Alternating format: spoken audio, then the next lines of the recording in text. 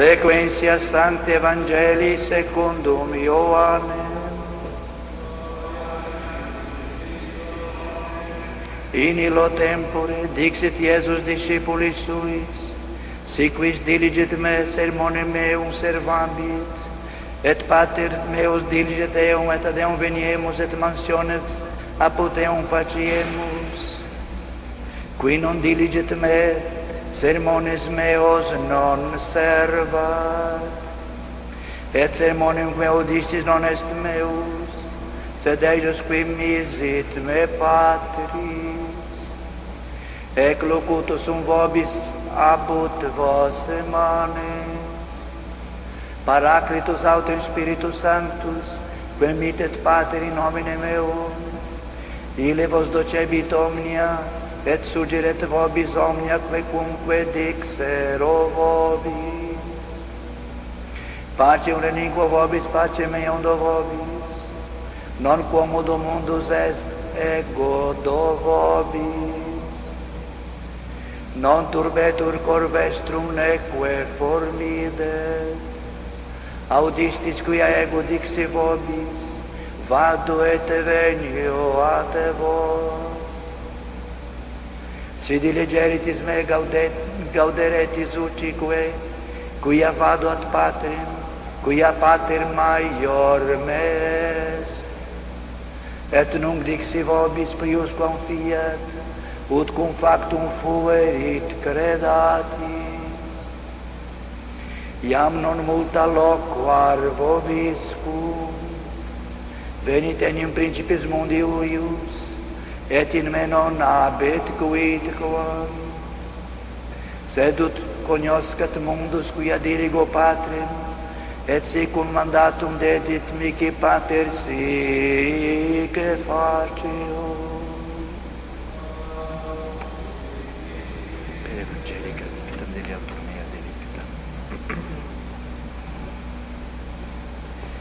Naquele tempo, disse Jesus aos seus discípulos: se alguém me ama, guardará minha palavra, e meu Pai o amará.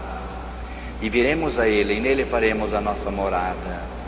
Quem não me ama, não observa as minhas palavras. E a palavra que ouvistes não é minha, mas do Pai que me enviou. Eu disse-vos estas coisas enquanto estive convosco. Porém, o Consolador, o Espírito Santo, a quem o Pai enviará em meu nome, ele vos ensinará todas as coisas e vos recordará tudo o que vos tenho dito. Deixo-vos a paz, dou-vos a minha paz. Não vou-la dou como a dá o mundo, que o vosso coração não se perturbe, nem se assuste. Ouvistes o que eu vos disse, vou, mas regresso a vós. Se vós me amasseis, certamente havíeis de folgar de eu ir para o Pai, porque o Pai é maior do que eu. Disse-vos-lo agora, antes que suceda, para que quando suceder acrediteis.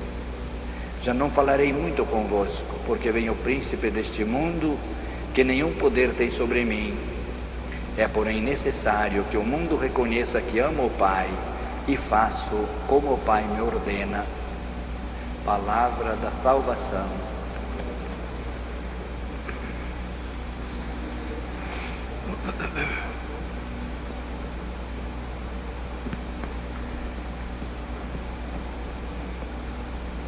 Meus queridos irmãos e irmãs no Senhor, celebramos hoje a grande festa, hoje e amanhã principalmente, a grande festa do Espírito Santo, liturgicamente também hoje. Mais do que nos lembrarmos do Espírito Santo, do seu grande poder, é preciso que nós nos lembremos que estamos vivendo a época do Espírito Santo. Desde a ascensão de Cristo aos céus, e logo depois da vinda do Espírito Santo sobre os apóstolos, desde aquele dia solene de Pentecostes, começou para nós, digamos assim, a era do Espírito Santo. O Antigo Testamento, todo ele dominado por aquela figura poderosa, benevolente, providencial, de um Deus forte, sempre por assim dizer, estereotipado no Pai, ou melhor, em Deus, em Deus. Desde a anunciação de Cristo começou o Novo Testamento.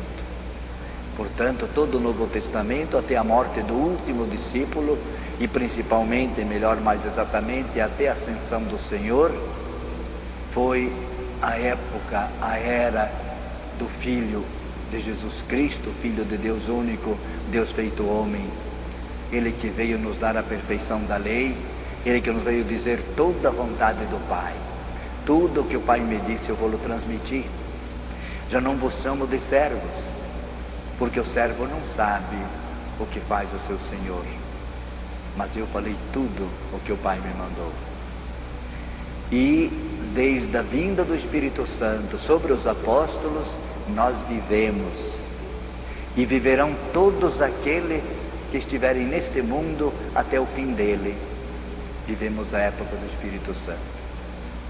E segundo a palavra de Cristo, fica bem claro que o Espírito Santo foi mandado principalmente para duas funções importantes,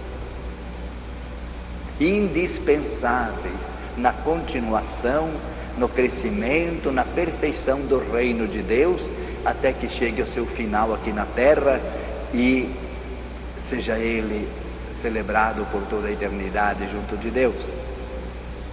Então o Espírito Santo foi mandado principalmente para dirigir a sua igreja.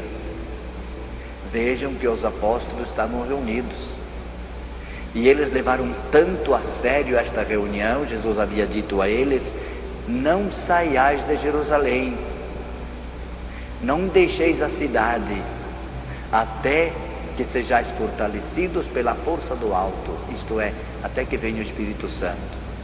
Por isto Pedro, muito consciente já dos seus deveres, da sua grande responsabilidade de chefe máximo da igreja, antes daquelas funções, daquela piedade preparatória para a vinda do Espírito Santo, ele se dirige aos apóstolos e lhes diz que, como está escrito, Judas prevaricou e é preciso que um outro assuma o seu episcopado. E por isso, no lugar de Judas, é eleito Matias. E assim completo o colégio apostólico, ele se preparava para a vinda do Espírito Santo. E esta vinda do Espírito Santo foi tão estrondosa, tão cheia de sinais concretos, que o povo todo admirado acorreu ao Senado. E os apóstolos, vejam que mudança. Pedro, que pouco tempo antes havia traído Cristo: não, eu não conheço este homem. E o galo cantou. E agora este mesmo Pedro sai cheio de coragem e joga no rosto de todos os judeus: este Cristo que Deus mandou, este Cristo que Deus quis exaltar, vós o pusestes na cruz. Quer dizer, diretamente diz aos judeus: vocês mataram Jesus, vocês mataram o Messias. Então vemos então que o Espírito Santo, em primeira instância, ele vem para assistir a sua igreja. Primeiramente, é claro, na pessoa do Santo Padre, o Papa. Daquela pessoa, não importa quem seja, mas que para nós deve marcar sempre é a sua missão, a missão de Pedro. Santa Catarina de Sena, nós sabemos que épocas difíceis da igreja ela viveu, quando havia dentro da igreja, até nas pessoas dos papas, muitas coisas reprováveis, certas coisas que manchavam a igreja. E no entanto, vejam bem como Catarina de Sena chamava o Papa: o nosso doce Cristo na terra. O nosso doce Cristo na terra. Assim o verdadeiro católico também vê a pessoa do Papa, o doce Cristo na terra. Por quê? Porque ele aqui no mundo é o lugar-tenente de Cristo. Quem vos ouve, a mim ouve. E isto cabe principalmente a Pedro. E então o Espírito Santo vindo, ele primeiramente inspira, assiste. Apesar das fraquezas e deficiências humanas, ele inspira, ilumina, assiste aqueles que governam a igreja. Em primeiro lugar o Santo Padre, o Papa, depois os bispos, que como os apóstolos unidos a Pedro eram responsáveis, assim também todos os bispos, quando unidos ao Papa, sobretudo em concílios ecumênicos, ou nas diretrizes do Papa, são solidários, assim todos eles ajudam o Papa a governar a Igreja de Deus. E portanto o Espírito Santo é que dirige estes nossos pastores. Em segundo plano, ou em segundo lugar, o grande papel do Espírito Santo é estar conosco, como o próprio Cristo definiu: eu vos mandarei o Espírito Santo, o novo advogado que eu vos mandarei da parte do Pai. Lamentavelmente, nós muitas vezes temos um conceito negativo do advogado, porque conhecemos infelizmente muitos advogados que usam da lei para violar a lei, usam das brechas da lei para buscar a injustiça. Muitos recebem suborno para condenar o inocente e salvar o culpado. E por isso muitas vezes este conceito de advogado em nós fica um pouco confuso, conspurcado, mas no sentido legítimo do advogado. O advogado quem é? É aquele que nos apresenta diante da autoridade. Nós não sabemos falar tudo o que se deve falar, nós não conhecemos as leis, mas o advogado as conhece e por isso ele usa das leis para nos defender diante da autoridade. Por isso que Jesus chamava o Espírito Santo de advogado, o novo advogado. E o apóstolo São Paulo compreendeu muito bem isto, quando ele diz, em primeiro lugar, em termos da igreja: o Espírito Santo vos pôs para governar a igreja de Deus. Mas depois diz Paulo, nós não podemos nem sequer dizer que Cristo é o Senhor, que Cristo é Deus, a não ser no Espírito Santo. Sempre que nós cremos que Jesus é Deus, nós estamos fazendo um ato de fé muito agradável a Deus, muito agradável a Cristo, muito agradável ao Espírito Santo. Estamos fazendo uma belíssima profissão de fé. Por isto, diz Paulo, nós não podemos dizer, nem esta frase é tão simples, com méritos para a eternidade, é claro, com fé verdadeira, se o Espírito Santo não nos ajuda. Por isso que muitas vezes na liturgia o Espírito Santo é chamado de alma das almas. Alma das almas, quer dizer, ele está em cada um de nós. Noutra parte diz o apóstolo Paulo, se nós rezamos, se nós oramos como é preciso, nós não sabemos, mas o Espírito de Deus que mora em nós intercede por nós com gemidos inenarráveis diante do Pai. Vejam que expressão forte. O Espírito de Deus que mora em nós intercede por nós diante do Pai com gemidos inenarráveis. Vejam que advogado nós temos, isto é, alguém que faz porque nos ama, não porque vai receber uma recompensa, como em geral acontece, é claro, com os advogados do mundo. E escrevendo aos Coríntios, São Paulo continua, não sabeis que sois o templo de Deus e que o Espírito de Deus mora em vós? Se alguém, porém, violar este templo, Deus o destruirá, porque o templo de Deus é santo e este templo sois vós. Vejam que responsabilidade. Nós somos a morada do Espírito Santo. Certa vez um bispo da França fazia visita pastoral a uma das suas paróquias e foi visitar a escola paroquial e se entreteve com os alunos com perguntas agradáveis ao alcance das crianças. E aí perguntou para uma menina de 8 anos, minha filha, me diga uma coisa, em quantas partes se divide o homem? Nós já o dizemos, em corpo e alma. E esta menina respondeu, o homem se divide em corpo, alma e Espírito Santo. Vejam que resposta. O homem se divide em corpo, alma e Espírito Santo.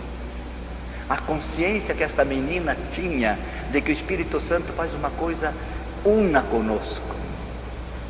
Cientificamente pode até dizer que foi um disparate, sem dúvida, mas à luz da fé, na profissão de fé, que profunda verdade disse esta menina. E se nós estamos na graça de Deus, realmente o Espírito Santo faz parte de nós, faz parte do nosso ser. Por isso temos esta terceira parte, desde o batismo, e que ela passa a ser, é claro, para nós cristãos, a primeira.